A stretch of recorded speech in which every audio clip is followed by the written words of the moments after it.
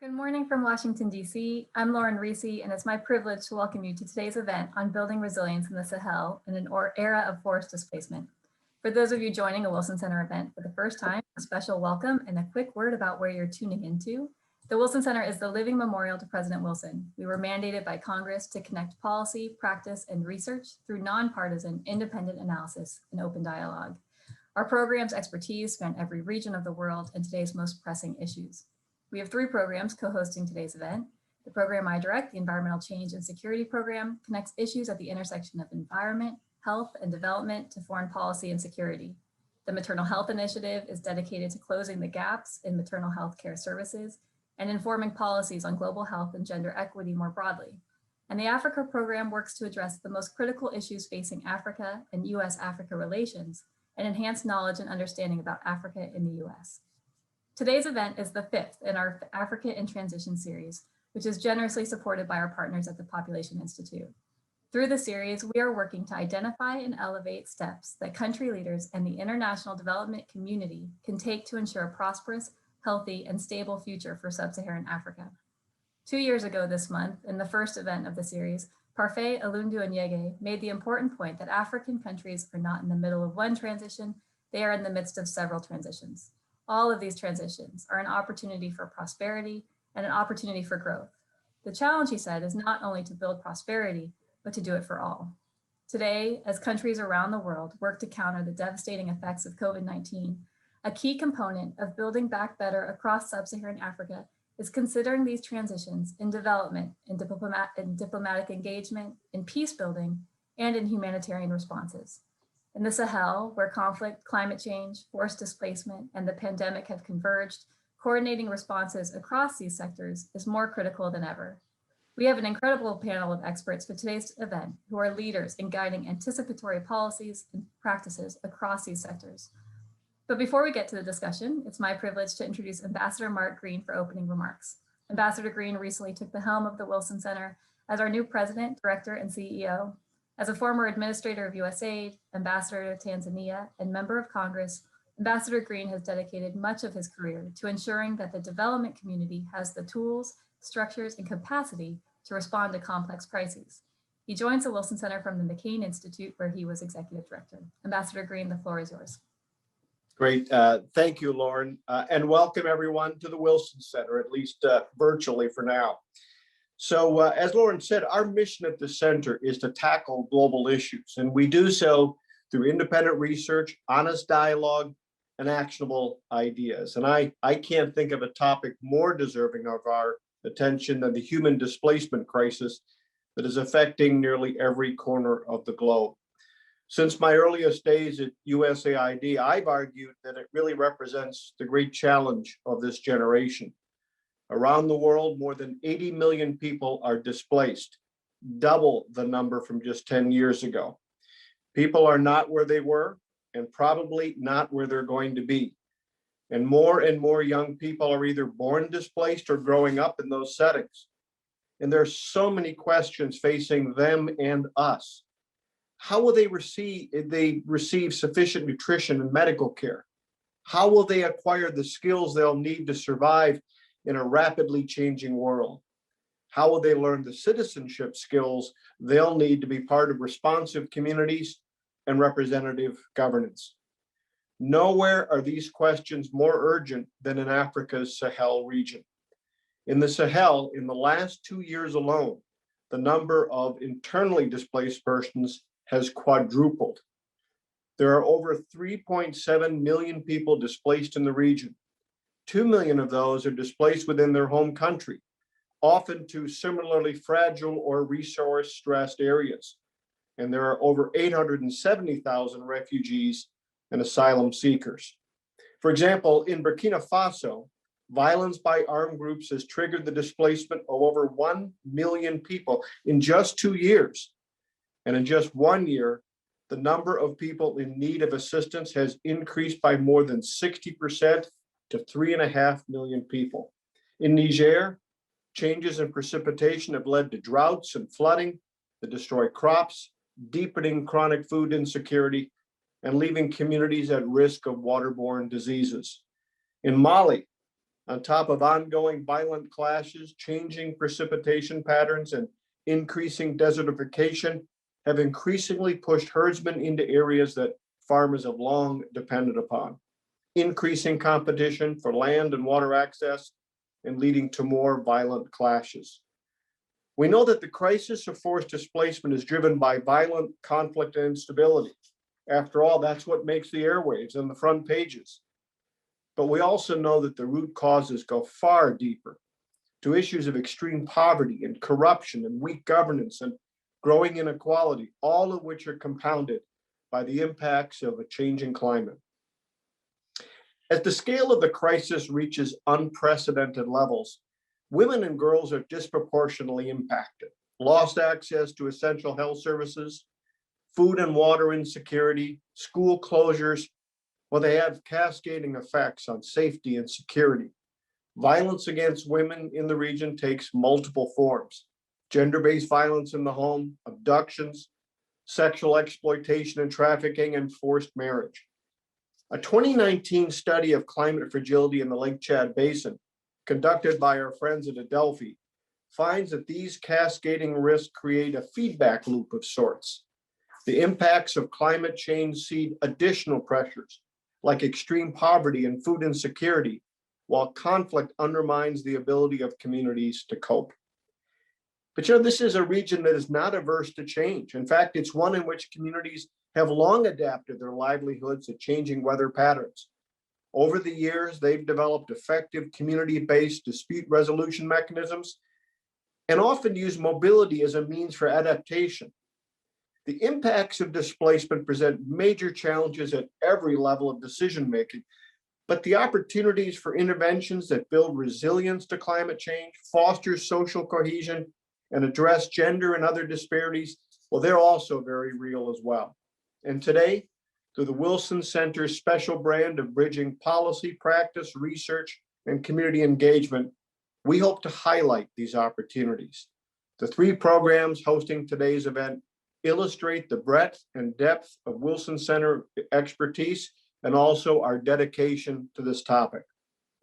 ECSP has for decades equipped decision makers with the kind of cutting-edge thinking that we need to inform effective, sustainable approaches to building resilience and peace in complex environments. Our maternal health initiative is the premier forum for helping policymakers understand the centrality of maternal health to the stability of societies. And just last month, our Africa program launched the State of Peace Building in Africa, a groundbreaking work that examines 30 years of peace building in Africa to provide lessons and recommendations for the future of peace building on the continent. As I take the helm of the Wilson Center, I recognize the invaluable role that our partners play in enabling the center's unique brand of independent, evidence-based analysis and public dialogue. So among others, I want to echo Lauren's thank you to the Population Institute for their support of this important series. Quite frankly, we simply couldn't do it without them and without all of our great partners. So thanks to everyone for tuning in today.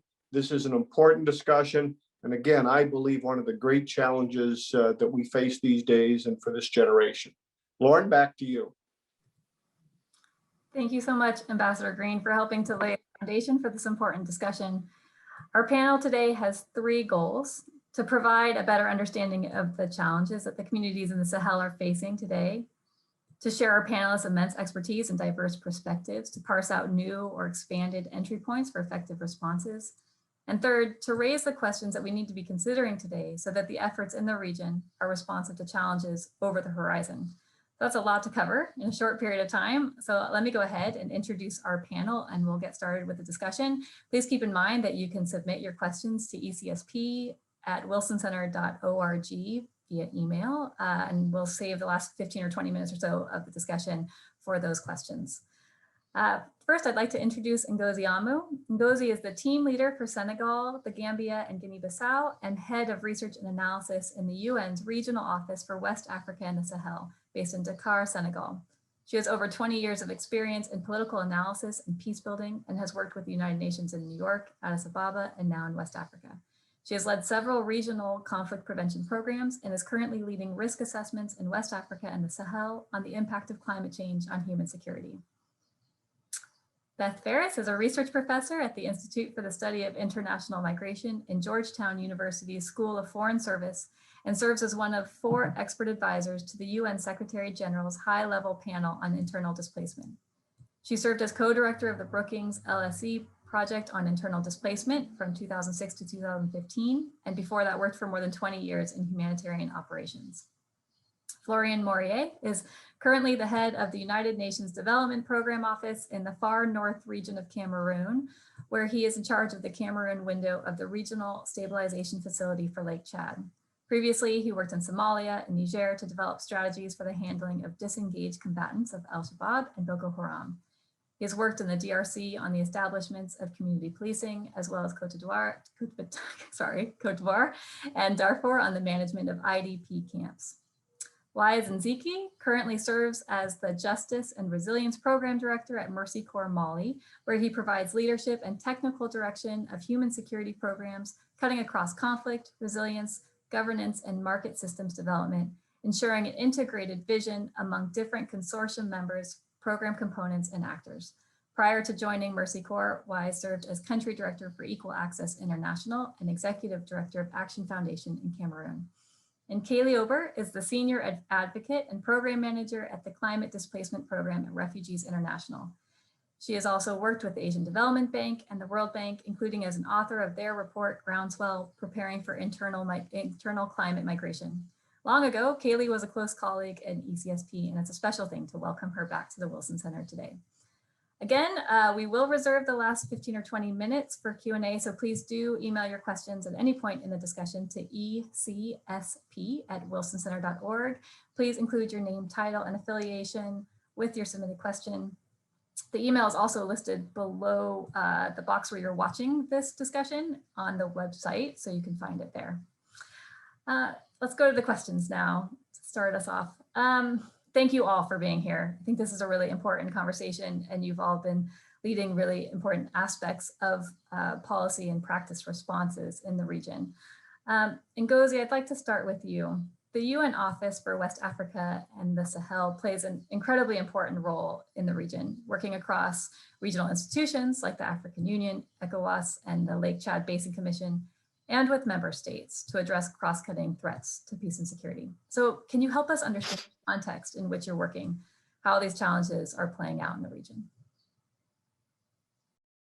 Thank you very much, Lauren, and thank you to Ambassador Green and Amanda and your whole team there. And also, it's a pleasure to be on this panel with these excellent personalities. I wanted to, in terms of the work that UNOWAS is doing, which I think is important to say is very specific. It's a regional political office that has a Security Council mandate. So it's not an implementing office. But I wanted to talk a little bit about the challenges and the opportunities. And Ambassador Green already very eloquently outlined some of the challenges and also opportunities. But I want to stress that in the last decade, we've really seen a really devastating development in the Sahel region with terrorism, violent extremism, an increase in conflicts between farmers and herders, intercommunal conflict, forced displacement, humanitarian and human rights violations. And obviously the whole region, you cannot speak about the region just as one. So most of this conflict is centered in places like Lipta Kogorma, central Mali, and the Boko Haram affected areas. But what's new now is that we see that there's a southward movement of many of these conflicts towards the coastal areas. So when you talk about the challenges in Sahel, you also have to take into consideration how it's affecting the rest of the region. So we've seen in terms of climate change, I wanted to stress that that is something that has exacerbated some of these challenges I mentioned. And the Security Council, as you know, has mandated our office and many other UN offices to look more closely at the link between climate change and security. So we're also looking at in the Sahel, which is one of the driest places in the world, and the Intergovernmental Panel on Climate Change. I think this is a quote that has been said quite often, that in the Sahel, the temperatures are likely to rise 1.5 times faster than the rest of the world. And already in a quite harsh conditions. And also most of the population, 70 to 80% of the population in the Sahel are either farmers or livestock rearers, and they depend on rain-fed agriculture and livestock. So that's an important factor. So the question we are asking ourselves in our office is, how will people be able to survive in this area, both with conflict and the impact of climate change? And how can we promote peaceful coexistence and sustainable development? And there are also some other worrisome trends in terms of youth unemployment and population growth. And 65% of the population in the whole West Africa region are under the age of 24, according to UN statistics. And the population is expected to double by 2050. So the whole issue about population growth and youth is very important. And I think this is where I will turn to the positive aspects, because I think if you put different glasses on, you can actually say that many of these statistics and many of these worrisome statistics could be turned around into something positive. The fact that there is this youth bulge, there is a potential for opportunities for global trade. There is also potential for renewable energy in terms of solar energy and wind energy. There's an abundance of natural resources. So there's an issue of the governance of these resources. There's also, as Ambassador Green had mentioned, an extraordinary resilience in the region in terms of people. And when we have been out talking to communities, we've sometimes have to stop ourselves to say, how is it possible to live in this type of harsh environment? So in my office, we're working with partners, regional organizations, the UN system, with civil society, pretty much everyone. And I think this is what I want to emphasize, that to address all these challenges, you really have to broaden your partnership. And broaden the partnerships horizontally, but also virtually. And so this is something that we are doing, which is quite unique, to try to link what local communities, how they are perceiving of their realities, and how we can link this to national and regional policy. And I will talk a little bit about that when I interact later on. Thank you. Thank you, Ngozi. Wise, your work with Mercosur has you working directly with impacted communities in Mali, with youth, with women, with farmers and herders, with the folks that Ngozi mentioned in her remarks. Can you tell us about the dynamics that you're seeing at the community level?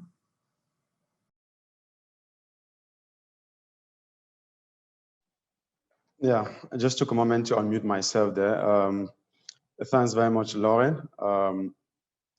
And let me just say very quickly that the perspectives that I share today are based on my experience working in the northern regions of Cameroon, where I was country director of Equal Access, but also now as programs director, currently in Central Mali, where I lead a portfolio of human security programs in the regions of Ségou and Koliko.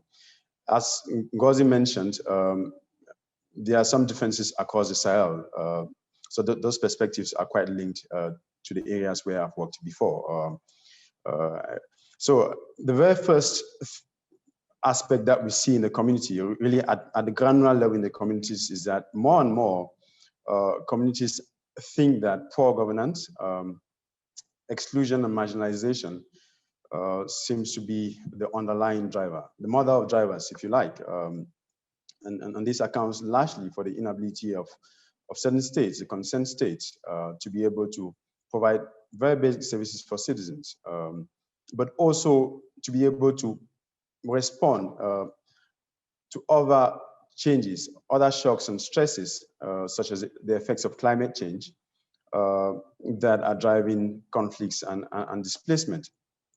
But let me just say that besides this issue of governance, exclusion and marginalization as the underlying driver of conflicts and displacement, through a series of assessments that Mexico has conducted in Central Mali, but also in the Sahel, we work with communities to identify very specifically different types of shocks and drivers that they think their resilience needs to be built to permit them address these issues through a series of conflicts, natural resource management, age, gender, disability, but also market systems assessment. We are able to prioritize some of the shocks and drivers for which communities want to see some action. And the very first of them has to do with climate change. As we know, the effects of climate change is having some very serious consequences for communities at the very local level. We are seeing very irregular patterns of dry season, but also the rainy season. And it's not just that the volume of, or it's not really that the volume of rains is reducing, but it's really that it's very difficult for us to be able to tell more and more when the first rains would come. And you know, this has consequences for production. And I think what this means is that the effects of climate change, increased flooding, but also low agricultural productivity is leading to food insecurity, as we see a rise in diseases for animals. And these shocks and drivers that we prioritize are very much interconnected, as we'll see, because this low productivity and food insecurity in itself is connected to some of the rise in the agro-pastoralist and pastoralist conflicts that we are seeing in these regions. And this is mainly because there's such a huge reliance on primary production for subsistence, with agro-pastoralist and pastoralist productions being the two predominant livelihood systems, and a reduction in productivity due to effects of climate change, but also environmental degradation, and also increase in population sizes. But much from a governance perspective, ill-adapted land tenure systems, but also justice systems, is given the latitude to both pastoralist and agro-pastoralist communities to sometimes move into segments of land that does not belong to them, and explains to a certain extent the rise in this pastoralist, agro-pastoralist conflicts that we are seeing, including in Nigeria.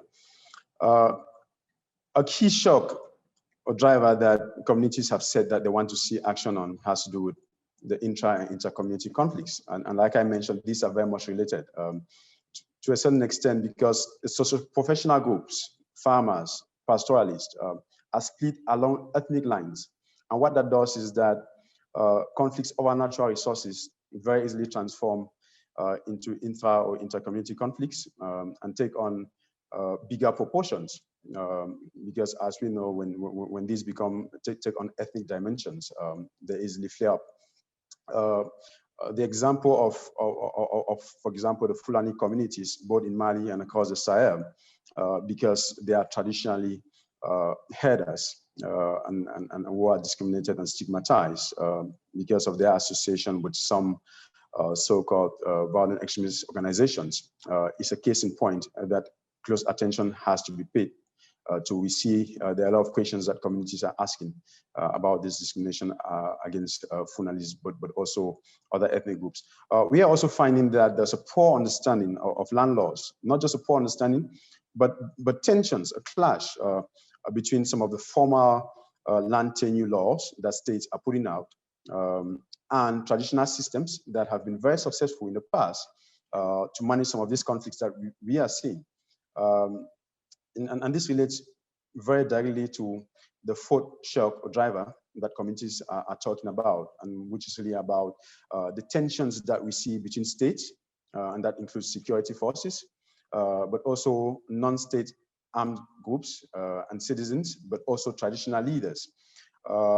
Because like I mentioned, the authority of traditional systems of management of conflicts and displacement is being eroded. And this is because there's some distrust that we find in the communities. Distrust concerning the actions of the state to provide basic services, distrust about the actions of security forces, and we are seeing more and more human rights abuses by security forces, and that creates a situation where it's very difficult for communities to collaborate with them. And what this does is that there's a proliferation of self-defense groups because communities do not trust these security forces to cater for their security needs. So we have new power holders, so to speak, that are changing the order of power in communities, eroding the authority of these traditional authorities and systems that have been very successful in the past to manage some of the conflicts that we are talking about. A fifth very important shock and driver that we need to build resilience to has to do with issues of insecurity and banditry. We find that there's a generalized insecurity due to the multiplicity of conflicts that I've mentioned, but also armed groups, the proliferation of small arms. Now it's much more easier to buy these arms. And because of that, there are a lot of attacks and revenge attacks by communities, and that also accentuates some of the intra-community conflicts that I talked about. And based on some of the assessments that we've done, this has a very huge impact on investments that could have been done in the markets systems to be able to provide alternative livelihood opportunities, but also employment for youth in these communities. A sixth shock that we often do not talk about relates to statelessness. So more and more we are finding that internally displaced persons within their own countries are saying that they feel stateless, they do not feel that they are part of the nation. And for reasons that I've touched upon lightly.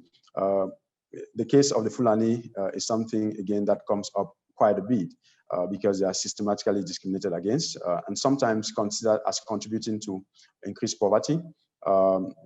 The discrimination against the Fulani, I think, is very much similar to what we find for the Kanuri in northern Cameroon, who are often associated with Boko Haram and systematically discriminated, arbitrarily arrested and detained, and sometimes executed, creating a lot of frustration within these communities, to the extent that when I worked in Cameroon, I remember that when we talked to some Kanuris, they said that they had to change their names because they did not want to be identified as Kanuris.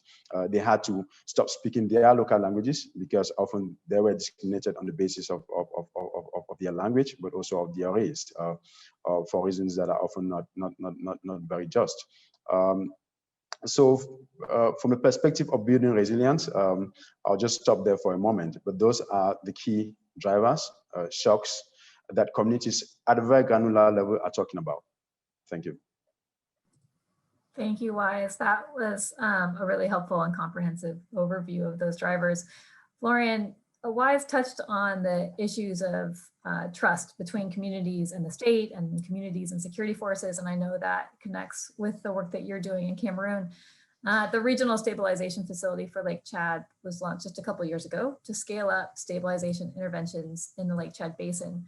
Can you talk a bit about what prompted the launch of the facility, and as you're developing and implementing these new interventions, what are some of the challenges that you're grappling with?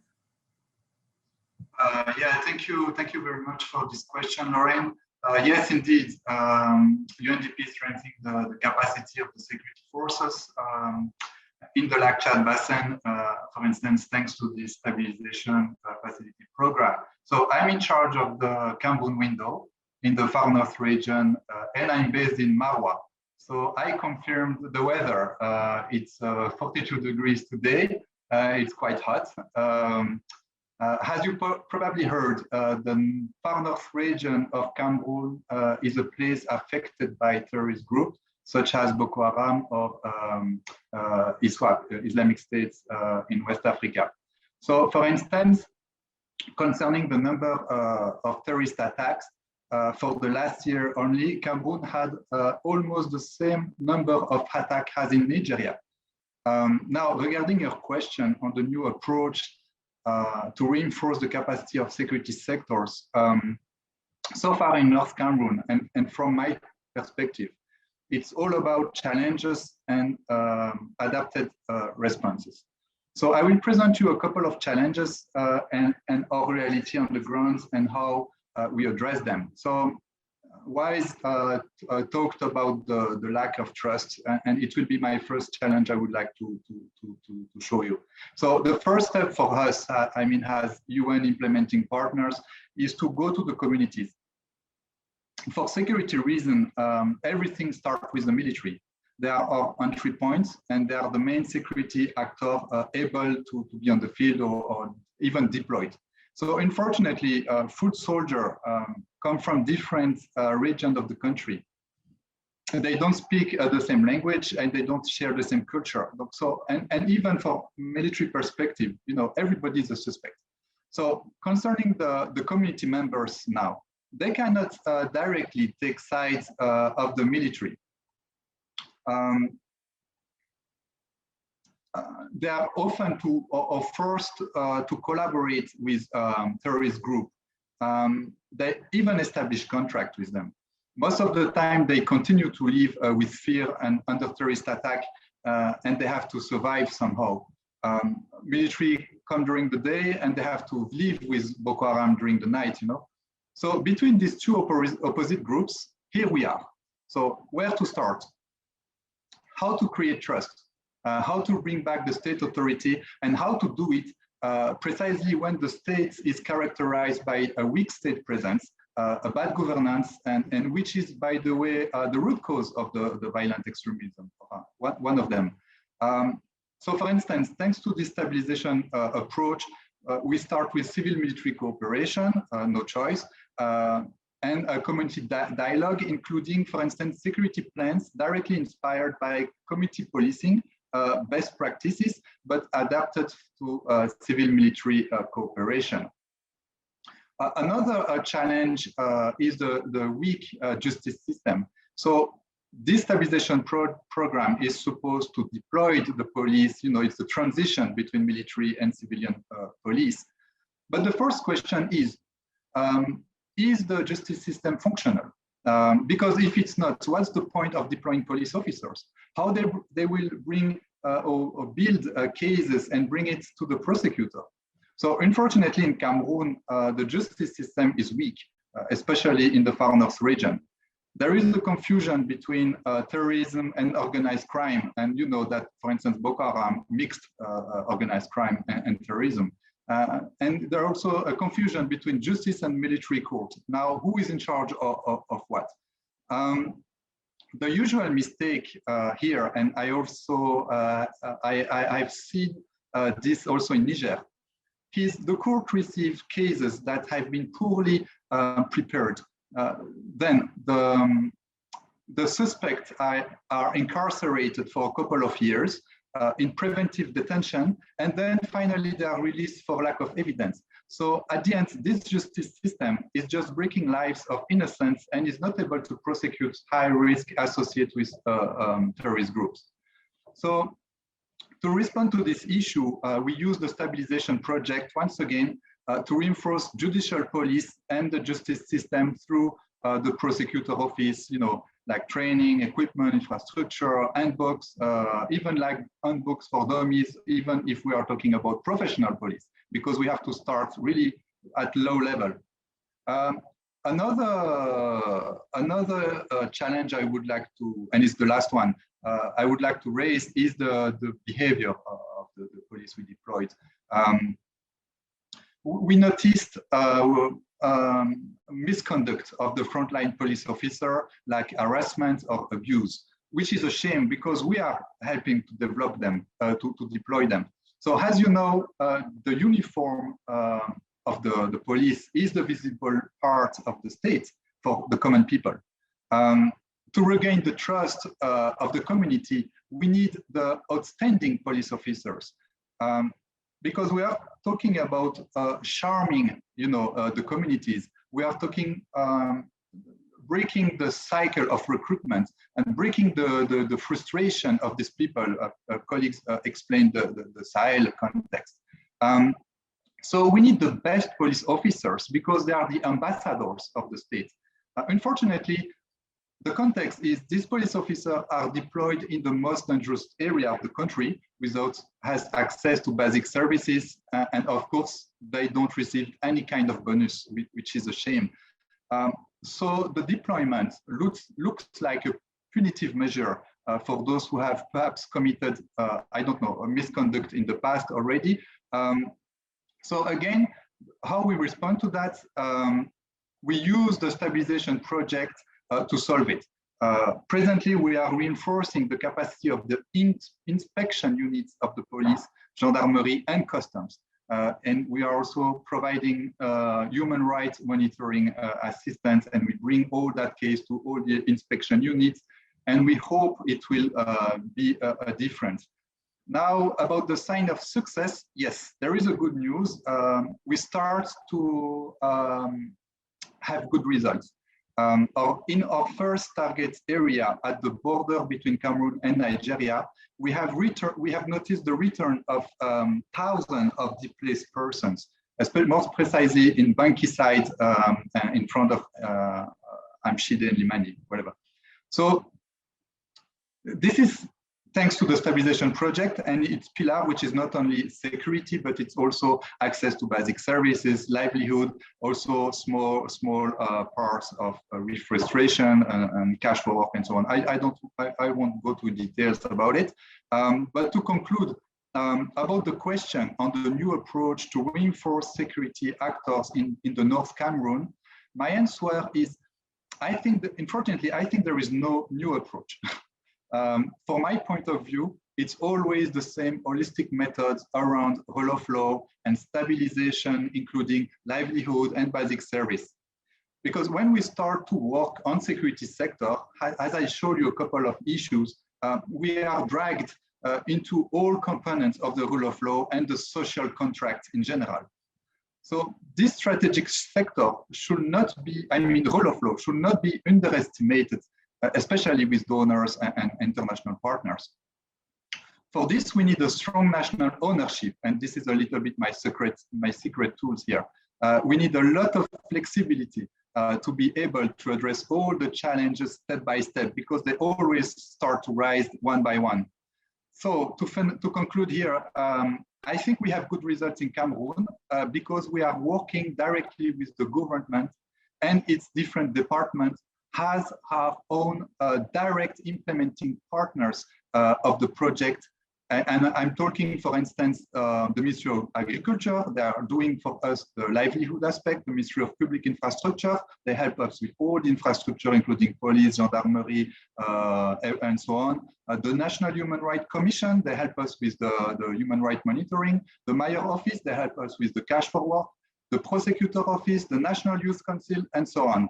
So this method of using the state as direct implementing partners, it promotes the state actors in front of their own citizens. It improves also the project sustainability, it makes sense. So as a United Nations or international NGOs, we should work behind the scene. We should work in the shadow. We should not plant a UN flag or NGO flag everywhere we intervene. Voilà, it was my final word. Thank you. Thank you, Florian. I want to sort of step back out a bit, maybe up to the 30,000 foot level, and turn to Beth and thinking about displacement and migration and mobility more broadly. I think this is an area where you've been an expert for a long time and have been watching the dynamics change over time and the trends. So can you talk us through how things have changed over the last few decades, and what are we not capturing in our current assessments and an understanding of displacement as well as we should be?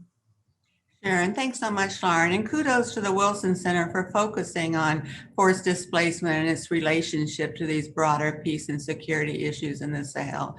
Too often we see displacement just in humanitarian terms, but increasingly, and I think this is a positive trend, we're realizing that the return or the ability of IDPs to find solutions is really essential for sustainable peace. A country like Burkina Faso with millions of people internally displaced, it's hard to imagine imagine a secure, sustainable peace situation when so many people are displaced. At the same time, IDPs need stability and peace in order to find these solutions. In terms of global trends, as Ambassador Green mentioned in his opening remarks, there's been a dramatic increase in the number of IDPs over the last 20 years, from about 21 million in 1990, 30 years, today about 46 million. This has been a much sharper increase than the increase in the number of refugees. The number of refugees in that same time period has increased from about 20 million to 25 million. So the number of IDPs proportionately as a percentage of the overall forcibly displaced is growing. Part of this, to be honest, is because we're more aware of IDPs, we do a better job of counting them. Part of it is due to the fact that it's harder and harder for displaced people to cross international borders. And so there seems to be pressures on this internal displacement.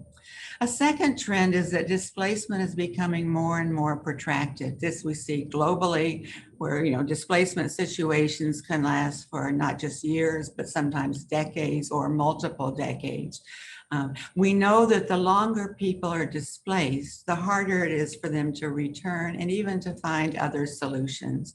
So I think as an international community and as national governments, as Florian pointed out, there's a real imperative to resolve displacement quickly, to intervene, to find solutions, not to wait until everything is perfect before working on these difficult issues of solution.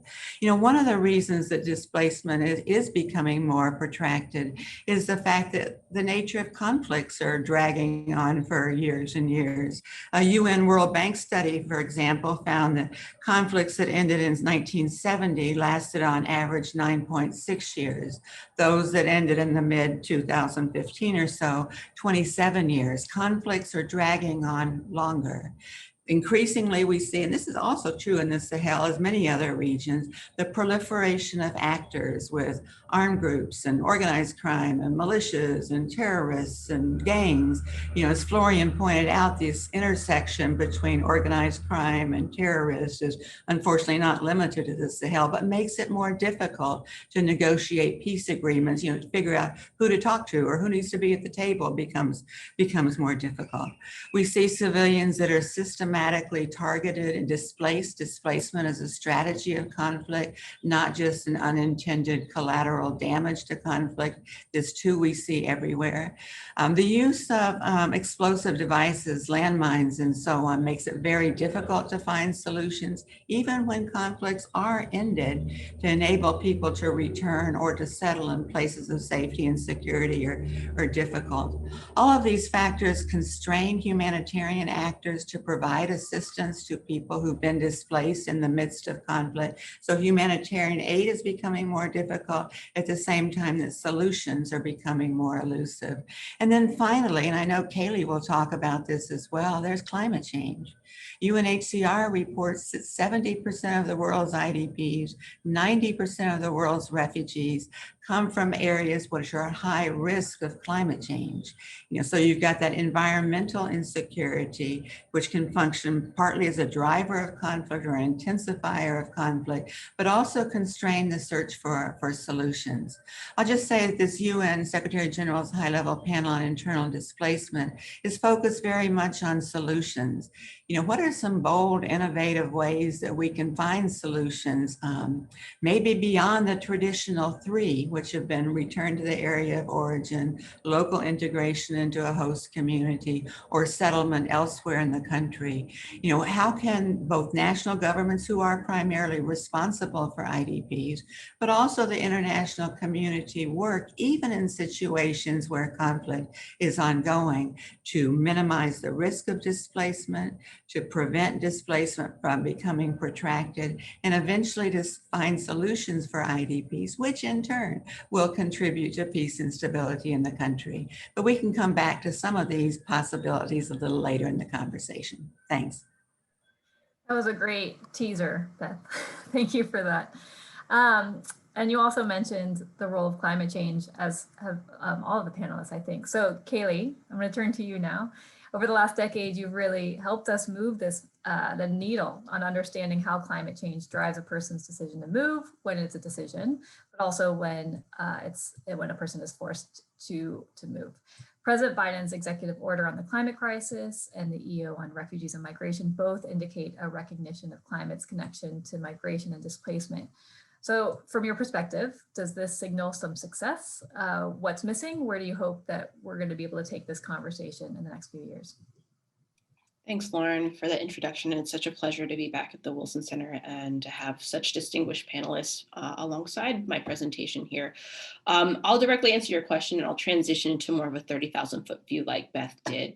One is, I think we can see that we are in the midst of a climate crisis. It's very tangible. We've heard from every single panelist that climate change has some sort of a role or plays some sort of a role in some of the underlying conditions that really perpetuate some of this displacement in the Sahel, right? And I think that President Biden and his administration acknowledge that, not just in the Sahel, but writ large. And so there's an acknowledgement there that we need to give, due import to climate change and really tackle it from many different angles. And I think there is an acknowledgement also there that climate change may induce different trends or dynamics around displacement or migration. And we can't just simply bury our head in the sands about it. We have to be proactive and plan for it. And so that's what the executive order really calls for, is a report that really outlines policy recommendations related to a number of things, including the way in which we provide foreign assistance, how we engage in multilateral institutions or frameworks, and also how do we offer perhaps new or novel types of protection and resettlement for people who may be displaced or migrating due to climate-related factors. How do we distinguish that? I think my presentation will show you it's very difficult to distinguish or say directly that climate change is the sole or only driving factor of migration or displacement. And so I'll get a little bit into that here. And I'll start at a point which I think is quite popular in the discourse today, which is the numbers. So I'm going to start with kind of ex post facto assessments done by the Internal Displacement Monitoring Center, which find that in 2019, almost 24 million people were internally displaced by weather-related disaster. This is 3 times more than those displaced by conflict in the same year. And just a caveat that this is weather-related disaster specifically, and that we know perhaps has more attachment or relation to climate change impacts than other types of environmental disaster that IDMC also counts, like landslides or earthquakes, for example. So what are the hotspots in the Sahel region according to this data? Well, picking and choosing a bit, we know that in 2019, flooding triggered 121,000 new displacements in Niger. Likewise, flooding in Nigeria triggered most of Nigeria's recorded displacements of that year, surprisingly, 157,000 displacements. Flooding also affected the Central African Republic, displacing about 6,000 people in the capital and impacting nearly 50,000 people throughout the country. And as I noted before, this is an ex post facto assessment of displacement.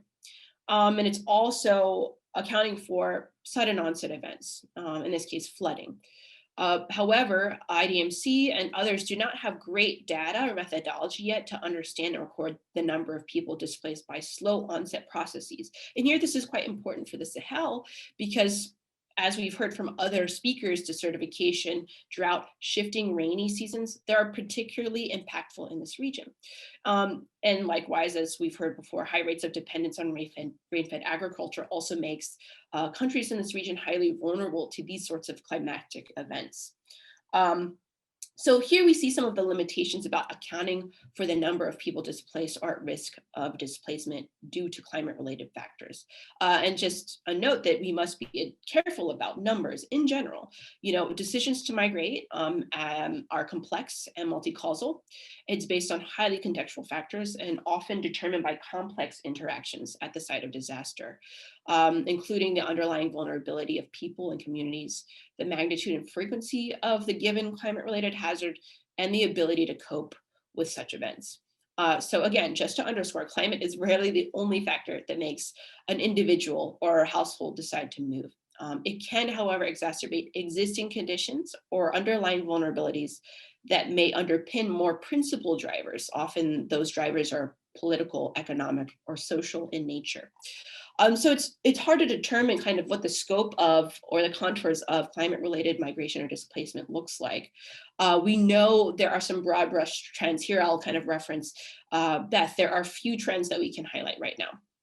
We know that the poor will be first to move because they will face debilitating shocks to their incomes. And they have livelihoods that are more dependent on rain-fed agriculture, as we see in the Sahel as well. They may turn to seasonal migration to weather kind of lean seasons, or in some cases, they may move more permanently. Often this migration will take the form of rural to urban migration as people seek out better, more stable economic opportunities not related to weather or not tied to the vagaries of weather.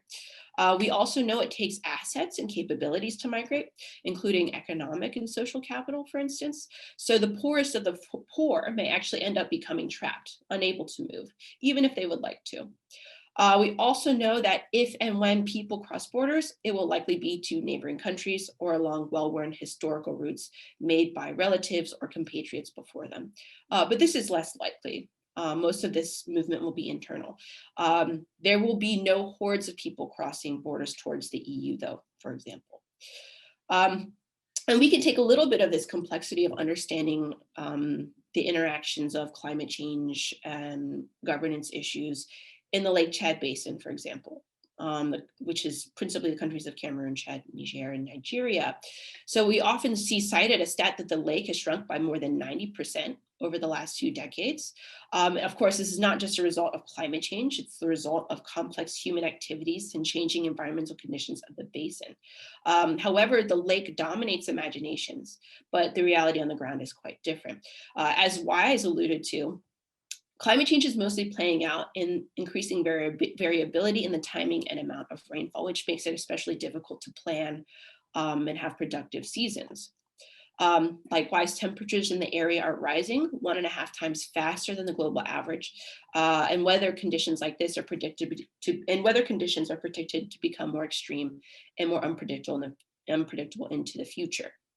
And so we've been talking a bit about kind of climate change, conflict, and displacement and how those interact. And I just want to have a little note here of caution. Often there is kind of this narrative that higher temperatures in the Sahel produce more droughts and floods, which in turn jeopardize agricultural production, which increase poverty and fuel ethnic violence. And then armed groups, particularly jihadists, exploit these tensions and draw in recruits.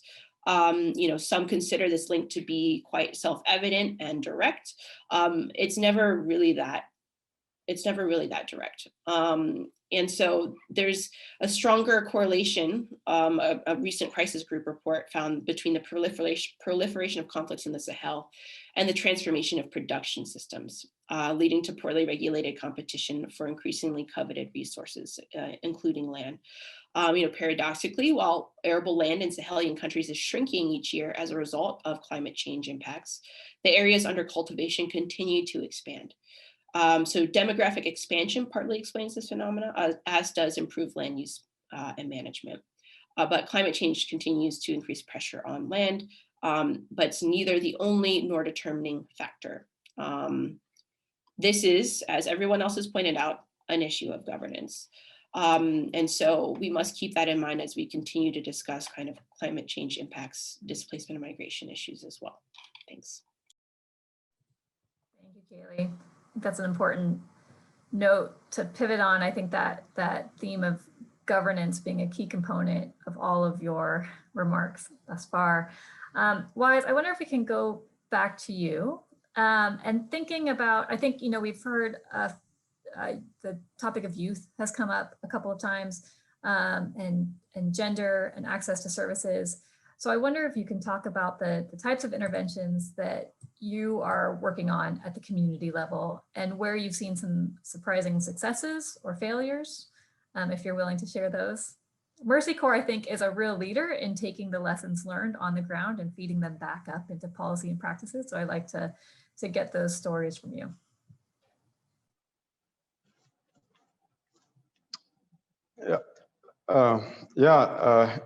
Of course, I'm very much happy to share some of the experiences that we have at Mexico as far as building the resilience of communities is concerned. Mexico has a very specialized resilience unit and methodology that we use for implementation of our programs on the ground. And I'll start by highlighting some of the general principles that we use, and then I could come back to give more specific examples if you like.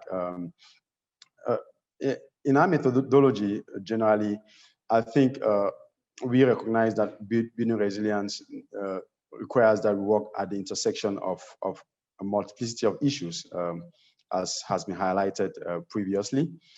So quite a few of our resilience capacity building programs are multi-sectoral, naturally, to permit us be able to address these issues.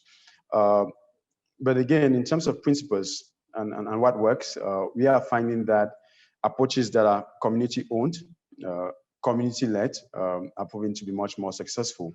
And we are also finding that approaches that really work to, in a very systematic way, identify the shocks and drivers that are pertinent for different communities is important. The Sahel is a vast area.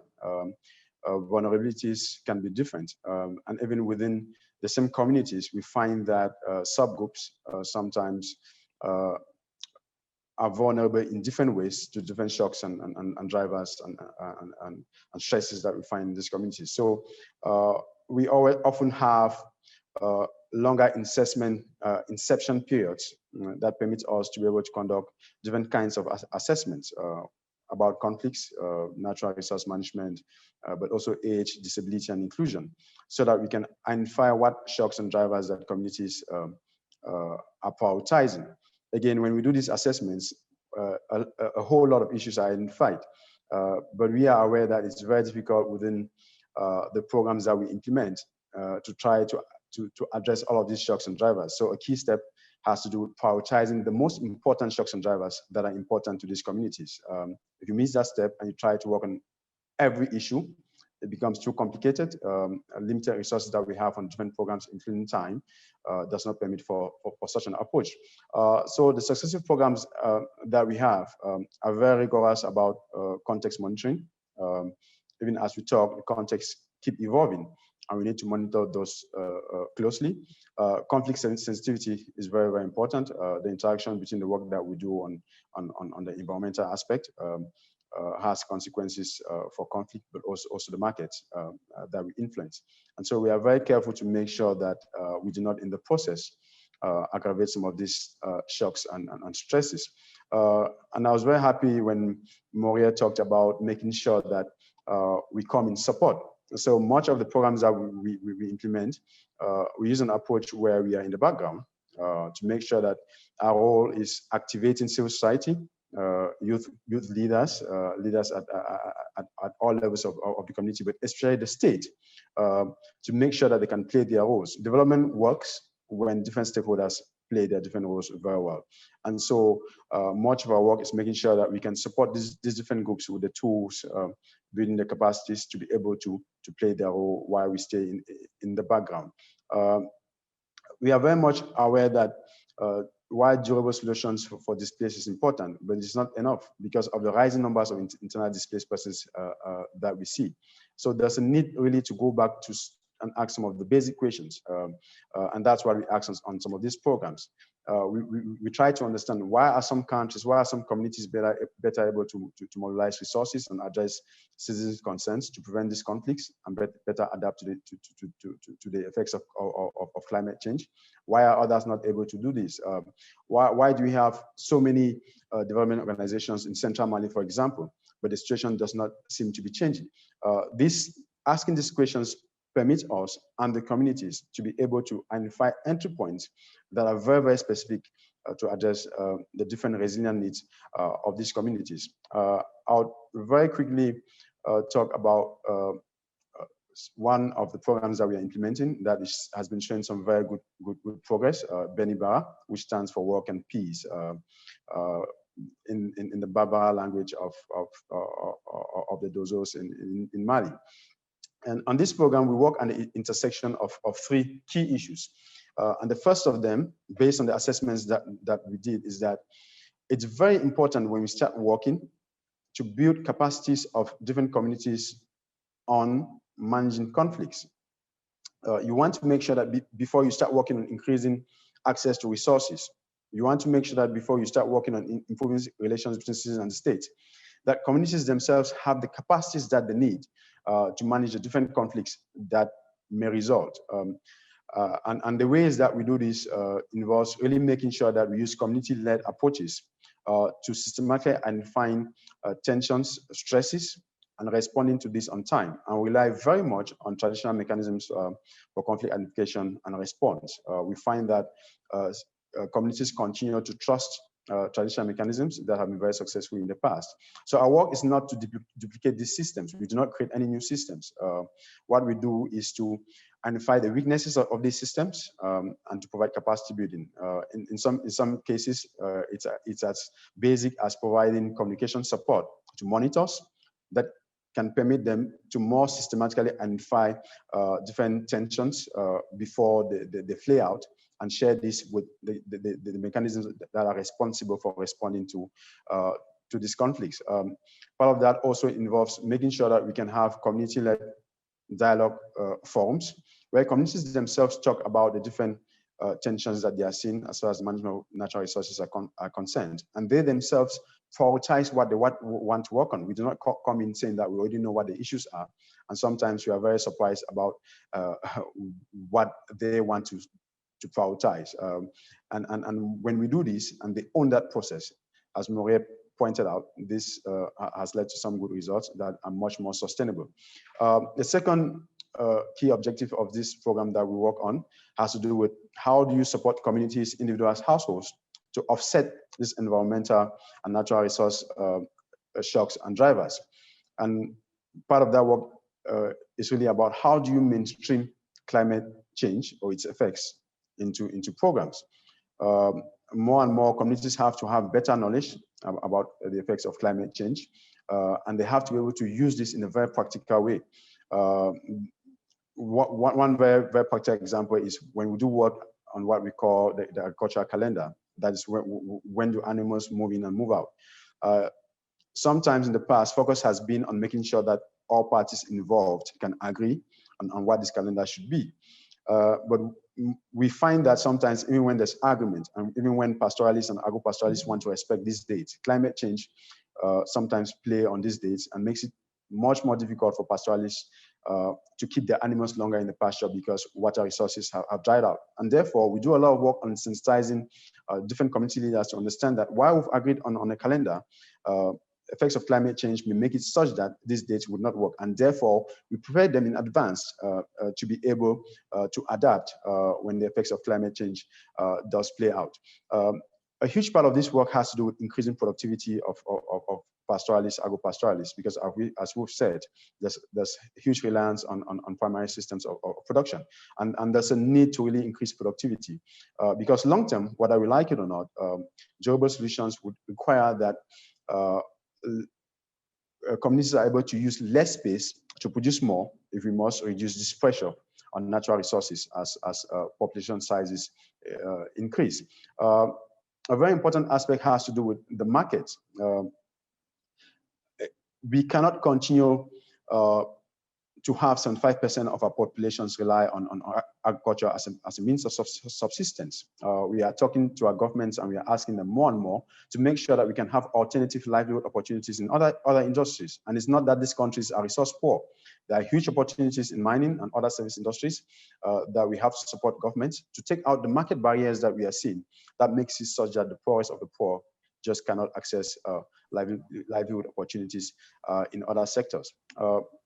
A last aspect of this multi-sectoral program has to do with really working on the governance side. We've talked about the importance of doing that quite a bit. And some of this work has to do with creating citizen state fora. And that includes working directly with security forces and having them talk about the issues that they face, including human rights abuses, and having them develop community initiatives to respond to some of the issues and build relationships between security forces and different communities. Maria talked about working with decentralized services of the state at community level to provide services. That has been one of the biggest successes that we've seen on this program. A simple example: when work on humanitarian programs often have a tendency to go out and distribute food and water and other services for communities.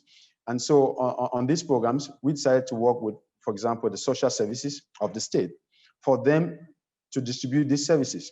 And what that has done is that people see decentralized services working for communities. And this has really improved interactions between the state and citizens, and is improving the trust that we see.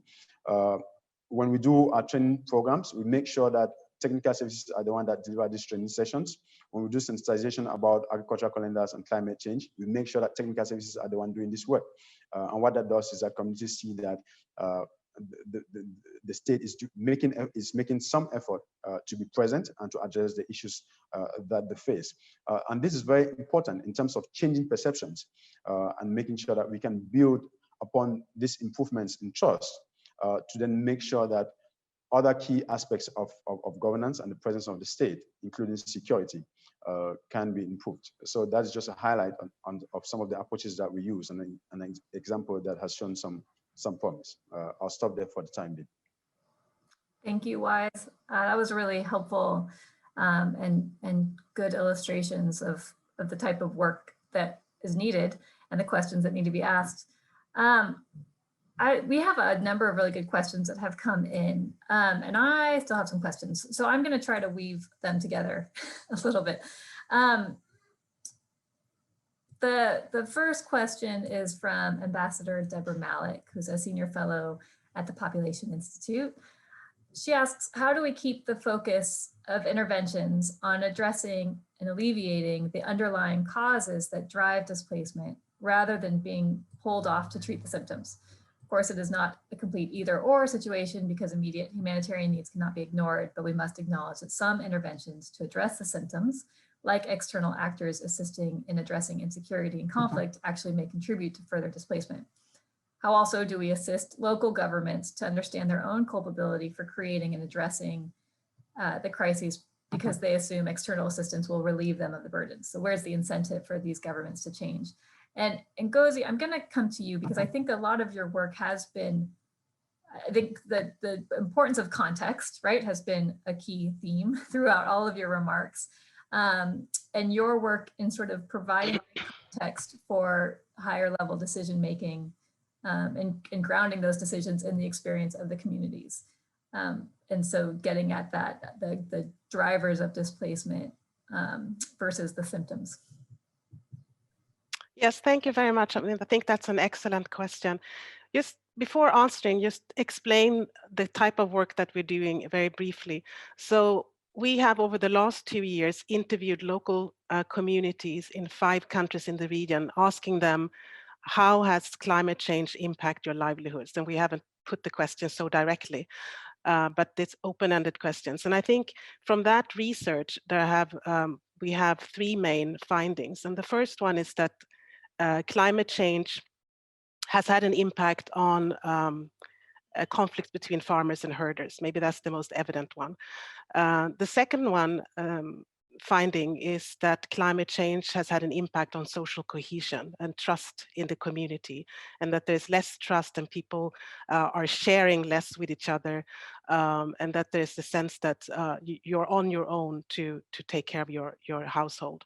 And then the third finding is about migration.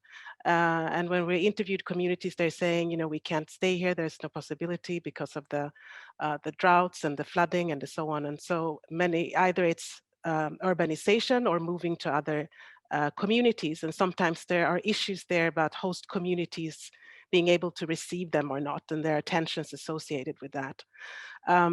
But going back to the question, I think the question also goes to the point about entry points. And I think I said at the beginning, you know, as is a regional political office, this is not really the type of work we usually do. But we decided that in order to in order to promote policy at the national regional level, we needed to really take into consideration what local communities are seeing and feeling and their perceptions of what needs to be done.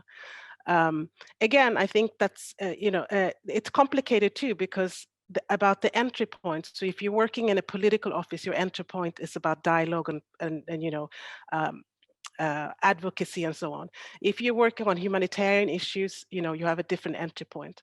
If you're working on gender, you often have a different way of approaching it. And so I think we in the UN system are trying now to have this triple kind of nexus approach, and it's working in some places better than in others. But it's more than that. It's understanding each other's methodologies, and in some way actually trying to harmonize methodologies, integrate them at the level of thematic themes, but also integrate this local, national, and regional. And so I think, for example, one of the things I'm listening to other speakers to about getting to address the root causes, I think one of the problems, and that goes to the second finding of our research, the first and the second, which is farmer-herder conflicts and intercommunal sort of tensions, is that we see the impact of climate change and the speed of climate change. And many of the communities we visited, we saw that the response at the community level was to, with the support of the international community, was for women to have a community garden, very sort of, in our view, it looked like projects that have been used over and over again. So the issue about innovation, I think Elizabeth mentioned, I think is so important that we have to think, bigger about this. It's not just for the individual at the local level to address this with types of projects that have been used over and over. And then there was the issue also women saying that they would like to do more things. I mean, you have gender roles, so you wouldn't see a woman buying a tractor, for example, or doing certain things. So we have to, there are all these types of things to what women and men can do to address their situations. And then I think for farmer-herder conflicts, I think it's important to understand that the trend we have seen in the last 5 years is what I said at the beginning. There is a southward trend of these corridors of transhumance moving southwards, and it's not stopping. And there is a regional protocol, the ECOWAS protocol on transhumance, that regulates transhumance, but this is now also being debated. And in fact, one of the big questions right now in the region is whether or not the practice of transhumance is compatible with today's living. I mean, this is one of the regions where this has been the practice for hundreds and hundreds of years, but can it continue? And it goes also the link with can animals and people move around in the region, given the security issues and the impact of climate change. So I don't have an answer to the solution, but I think the solution has to be multifaceted. And that's why I think the emphasis on partnership is so important. And I think where UNOWA sits, it's our role to help link the work that is being done at the local level. So what Weiss was mentioning about the conflict resolution that he's doing at the local level, it also has to be linked to policy development at the national and regional level. And it has to allow for other partners to come in to make sure that it's sustainable. So just some of ideas on that point. Thanks. Thank you, Ngozi. That was really helpful. I wonder if anybody else wants to jump in on that question. If not, I will move on to the next. Okay.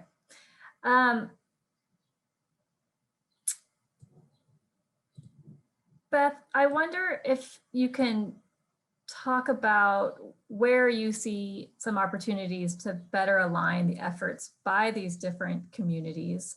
Ngozi talked about the different entry points that different communities have, and if there are ways to better align those that are often working in parallel, but not in concert with one another. And so what you see sort of in the discussions that you've been a part of in addressing migration and displacement. And there's been a lot of talk in the humanitarian and broader community about the so-called nexus that Ngozi just mentioned. This would be humanitarian development, peace, HDPN, as it's called in the jargon.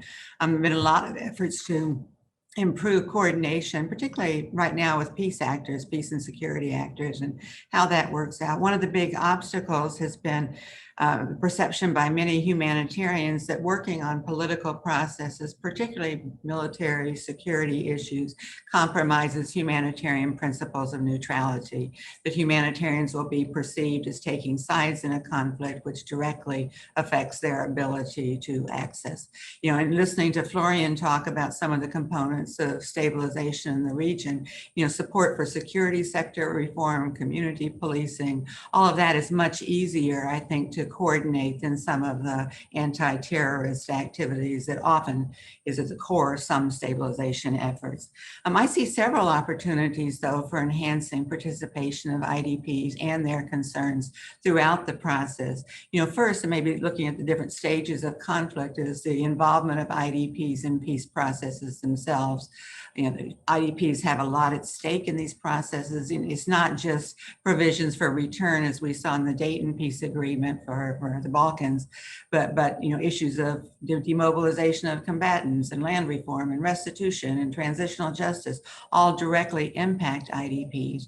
There are some good models where IDPs have been involved. In Colombia, for example, you know, there were literally hundreds of IDP consultations around the country, and the transmission of their concerns and demands into the negotiations with the FARC that were facilitated by the Colombian government.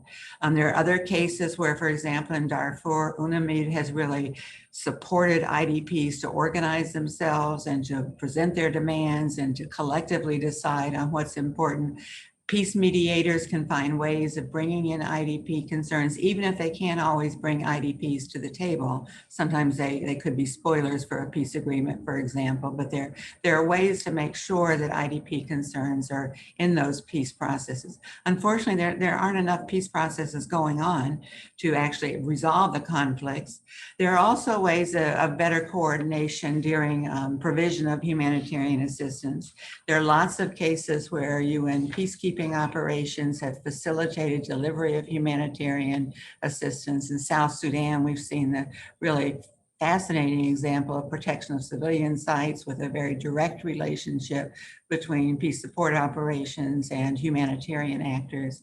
But perhaps it's in resolving displacement and finding solutions and enabling IDPs to return, where you see a relationship between humanitarians, development actors in terms of stabilization, transitional justice, peace building initiatives, you know, ways in which a better coordination may be too strong a word, but a sense of really working in the same direction could be mutually beneficial. You know, too often I think stabilization is perceived as a military initiative, and therefore really, you know, scares humanitarians from becoming too involved. Sometimes it's just that the scale of assistance available through counterterrorism or stabilization operations is so huge compared to humanitarian funding that there's an imbalance. For example, I read recently that in Mali, the collective costs of stabilization and counterterrorism is estimated at $2 billion a year. You know, this year's humanitarian appeal for Mali is maybe 500 million, of which as of yesterday, only 4% was funded. You know, so you see this big imbalance, the perception at least, of all this money for stabilization and support, and for humanitarians, we're scrambling. I mean, 4% for Mali, I mean, that's scandalous, frankly. I think there are very promising efforts with UN country teams, UN development reform. You've seen resident coordinators having a greater role, hopefully with more support, to bring these different actors together to share information on what are you doing in the security sector, and how does that impact development planning, and how does that impact host communities and humanitarian programming. I'm really encouraged, I think we all are, by some of the efforts in this direction.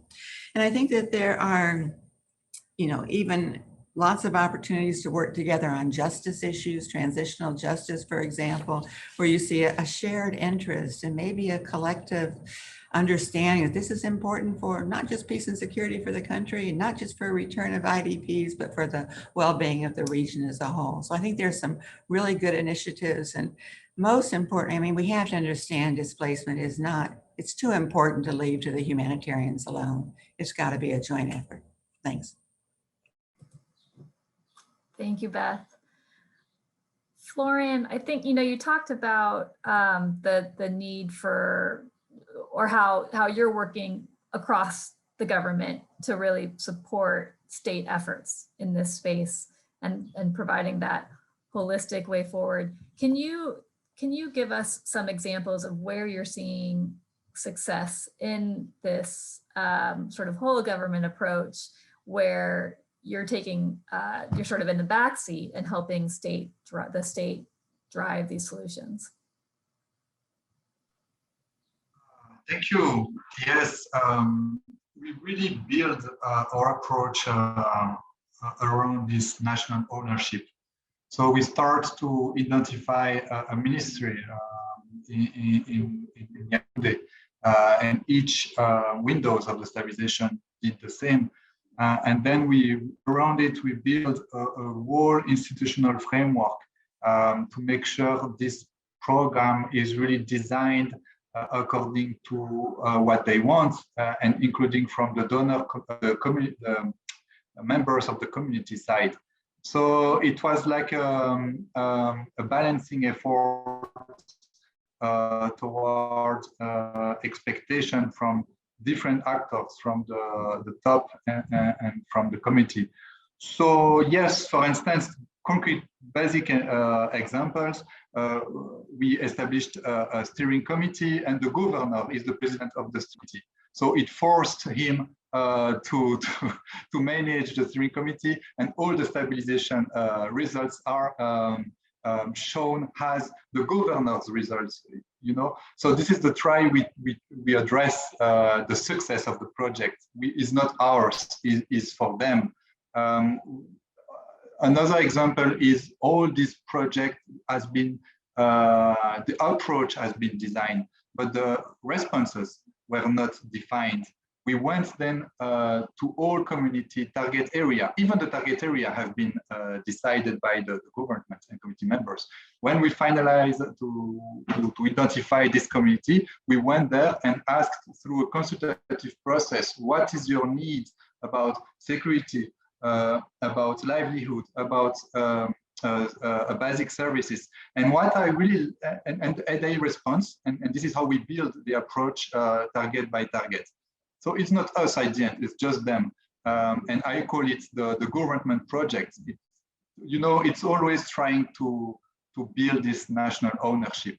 And at the end, it's working, because now when we organize a steering committee, I don't talk, or I try to not talking. And I ask, for instance, the Ministry of Agriculture himself to present with a PowerPoint what's the result regarding livelihood and so on. Ministry of Infrastructure work to present all the infrastructure work they are doing and monitoring and so on and so on and so on. So voila, this is how we try to build it. We did the same with the disengagement. Beth talked about the disengagement process of combatants. We did the same. We developed a national strategy, but at the end we disappeared. We don't took the lead. We just reached a ministry in charge. In Niger, for instance, we worked with the Ministry of Interior, and it was a good choice because it was now Mr. Bazoum is the president of Niger, and it helped us to have this leadership to update the legal framework and so on. But it's always about finding the strong man, the strong actor able to change things. If not, we're just a meeting with a lot of head of something and nothing happened. Yeah, that's great. Okay, thank you. We only have about 5 minutes remaining. There's a lot of good questions that have come in. And what I might do is follow up with you guys individually to see if you can do some written responses and we can share them with the audience that way. Because I think this is a topic that deserves more attention. And so maybe we can think about ways to do that offline. But Kaylee, thinking about the US government and we have a new administration, there's a lot of momentum behind climate change. There's a sort of new attention to a variety of issues and their intersection, importantly. So I wonder if you could talk about some of the practical steps that you see agencies like state, USAID, DOD, DHS can take to create these more coordinated and strategic approaches to climate-related migration, also how it intersects with these other issues that we've discussed today, and how this approach can be anticipatory and how it can help head off and sort of get at those root drivers of forced displacement. Thanks, Lauren. Really highly complicated question, I think, when it comes to climate change, migration, and displacement issues. I don't think the US is the only or sole actor that needs to be involved. I'm certainly this kind of new multilateral push and re-engagement is very important. And I think the US has a huge opportunity to lead into new innovative multilateral spaces. So we're talking about quite a bit. In fact, the question before Ngozi was talking about aiming at root causes of displacement and what kind of role climate change plays in those root causes. So I think first and foremost, the US should continue to or ramp up support for kind of these more climate adaptive livelihood strategies on the ground, right? So, you know, Beth mentioned we're underfunding humanitarian efforts. We're likely underfunding development efforts as well, including specifically on climate change adaptation and resilience. You know, we had a previous administration that didn't believe in climate change adaptation or resilience measures and actively cut that budget out of USAID's portfolio. And so there's a huge opportunity to re-engage in that and ramp up support in that regard. And it's very important that that is not just a number amount of financing that's higher, but that it's strategic and targeted at the communities and vulnerable populations that need it most. And so what we're seeing writ large across the world, not just in the Sahel, is that only 10% of climate change adaptation financing makes it to local communities. You know, we have a large emphasis on kind of national governments and national governments infrastructure, large scale development projects. These are all very important, but we see nested and overlapping vulnerabilities. And it's those that are really living with the impacts of climate change intimately on the ground that need that money quickly, right? So thinking about innovative ways to target that and drive that, especially through kind of cash-based assistance, for example. I think on another part of it is we can't just talk about root causes. I think that both Beth and Ngozi already touched upon this, right? We are living in an altered world. It is already dramatically altered and will continue to be altered unless we have kind of drastic emissions cuts. Now the US is trying to plant a flag in the sand on that, but we already have a certain degree of emissions baked into our atmosphere. We know that we're hitting at least, on the current trajectory we're at least 3 degrees Celsius warming. That's quite a large jump. We know that 2 degrees Celsius, even 1.5 degrees Celsius is disruptive, just highly disruptive. So, the goal of the root causes discourse shouldn't be to stop migration. It should be to reconceptualize what migration means in the context of a rapidly changing world. So it's interesting that Ngozi mentioned ECOWAS is negotiating now. Should people be able to move freely? You know, is transhumance or pastoralism a viable livelihood in today's world? Well, that's interesting because climate migration advocates would say, well, ECOWAS is meant to be an example to the world about how we should be able to be highly mobile. Crossing borders is hugely important when you're talking about climate disruptions and impacts, because you're able to seek out, lack for a better word, greener pastures, right? So I think that needs to be part of the conversation. The US could really do a lot to engage on that side of the debate, which is migration is happening, migration will be happening. The way of conceptualizing it needs to change, and we need to, in fact, provide kind of new and additional forms of pathways towards different places, including the United States, for those people who might be displaced due to migration or climate change impacts. Thank you, Kaylee. Unfortunately, we have to wrap up. So what I'm going to do is I'm going to give each of you like 15 seconds to say one sort of key takeaway that you hope the robust audience of folks working on these issues can take with them at the end of this session. Let's see, Beth, I'm going to start with you.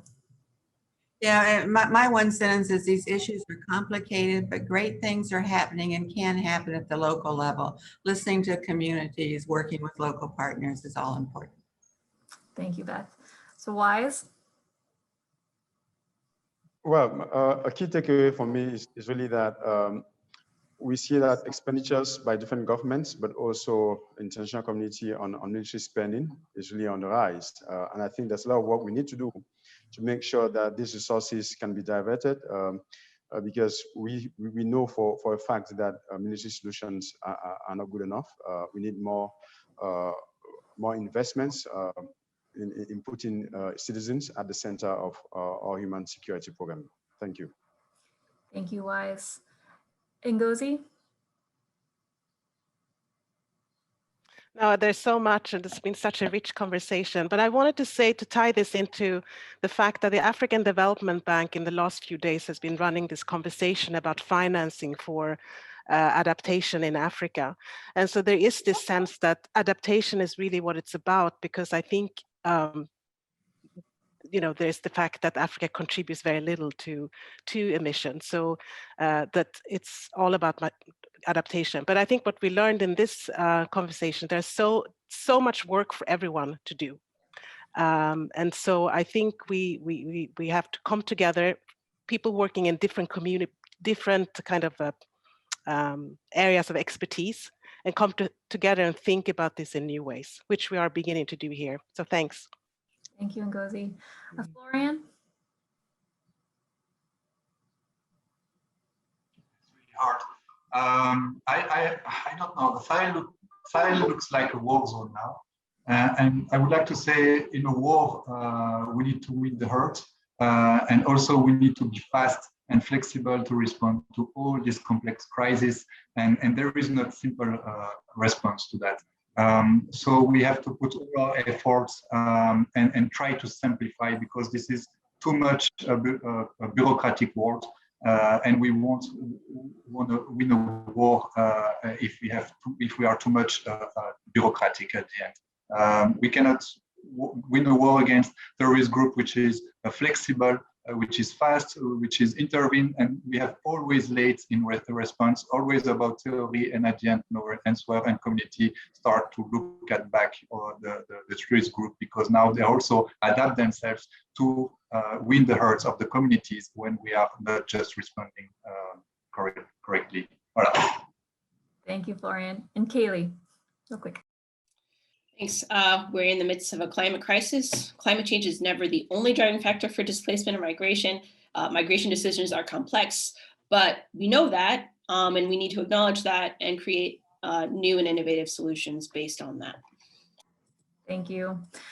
Thank you so much to all of you for this really incredible discussion. We're going to follow up with some of the questions that have come through and find ways to respond to those, probably through our blog, New Security Beat.